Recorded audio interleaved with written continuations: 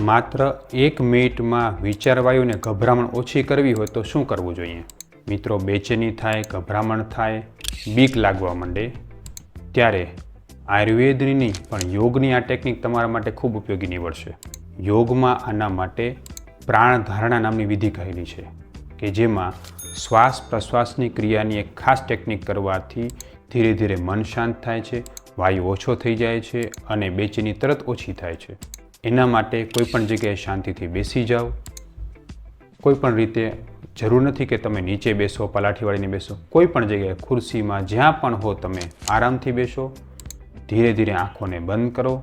ઊંડા શ્વાસ લઈને ધીરે ધીરે બહાર કાઢો. શાંતિથી ઊંડા શ્વાસ લઈને બહાર કાઢો. તમે જોશો કે ધીરે ધીરે તમારું મન શાંત થશે.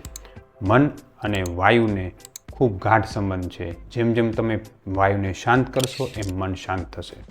પણ જો આ પ્રક્રિયા વારે વારે તમને પ્રોબ્લેમ આપતી હોય, વારે વારે વિચારવાયુ થતો હોય તો તમે અમારો સંપર્ક કરી શકો છો.